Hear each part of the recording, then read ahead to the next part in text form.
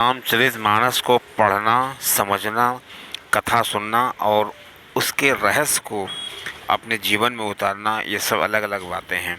बहुत कम ही लोग होते हैं जो श्री रामचरितमानस के कथा का रस पूरी तरीके से समझ पाते हैं। अगर इसकी एक चौपाई की व्याख्या की जाए तो पूरी पूरी पुस्तकें लिखी जा सकती हैं।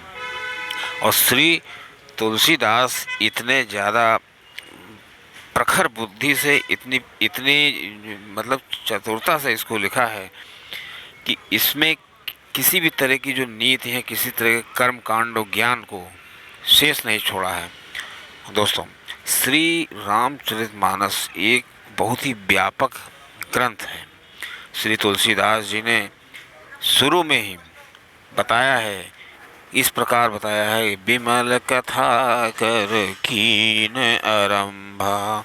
श्री तुलसीदास बताते हैं बिमल कथा, इसको बिमल कथा बताया है कि बिमल कथा, बिमल का मतलब जिसमें कोई मल न हो। ऐसी मल मतलब है कि जिसमें कोई गलती न हो और जिसमें कोई विकार, अच्छा वर्ड होगा विकार। और ये एक बहुत ही मर्यादित ग्रंथ है। बिमल कथा कर कीन आरंभा, सुनत न साहि काम मद दंभा। मतलब इस श्री रामचरितमानस ग्रंथ को सुनने मात्र से ही नशाही हो जाते हैं। नशाही मतलब नशे में आ जाते हैं। कौन? जो हमारे काम, मद मतलब जो अहंकार है, और जो दम्भ, जितना हम फेरेब करते हैं, ये सब चीज़ें शून्य हो जाती हैं। और इसकी खास बात यह है, इसको सुनने मात्र से होता है। इसको मतलब अपने चरित्र में उतारना तो कलयुग में किसी के बस की बात नहीं है। हाँ, वो अपनी समस्याओं को रिलेट कर सकता है कथा को सुन करके, तो उसके मन में वो चीज़ उतर जाती है। कथा तो सभी लोग सुनते हैं एक पंडाल में बैठ करके, लेकिन जिसके दिल में उतरती है, इसका मतलब है कि या तो सच्चा भक्त है, और या कोई समस्या जो उसमें बखान की जा रही है वो उसके जीवन में घट रही है। इस तरह से दोस्तों होता है। कलयुग में कहा जाता है कि अगर कोई 12 वर्ष तक श्री रामचरितमानस का पाठ कर ले तो वो तपस्या के बराबर होता है। तपस्या जैसे की जाती है उसी के बराबर। और ये कोई साधारण ग्रंथ नहीं है। और इसमें जो है एक बहुत ही खास बात है, एक दर्शन छुपा हुआ है, इस प्रकार कि ये मानस कथा जो है चार, मतलब इसमें 4 घाट हैं। जैसे एक सरोवर होता है, उसमें 4 घाट होती हैं, 4 दिशाओं में 4 घाट, और उन घाटों पर एक श्रोता है और एक वक्ता है, चारों घाटों पर। और उन घाटों के बाकायदा नाम भी हैं। जैसे जो पहली घाट है उसको शरणागत घाट कहते हैं, और उस घाट पर श्री तुलसीदास जी वक्ता हैं, और श्रोता यहाँ पे गंगा जी हैं। ये कह लीजिए जो काशी के भक्त थे, और जगह काशी है। अब दोस्तों, शरणागत जो घाट इसलिए कहा गया है इसको, क्योंकि इस घाट पे जितनी बातें की गई हैं वो श्री राम की शरणागति के अंतर्गत की गई हैं। और श्री तुलसीदास जी कहते हैं कथा में, मतलब भाव में कहते हैं कि ये कथा जो है याज्ञवल्क्य ऋषि ने भरद्वाज जी को सुनाई थी।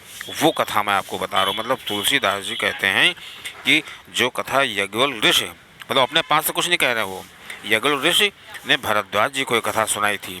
और ये कहाँ पे सुनाई थी? प्रयागराज में सुनाई थी। और दोस्तों, इसमें जितने कर्म कांड की बातें की गई हैं वो सब याज्ञवल्क्य ऋषि के द्वारा की गई हैं।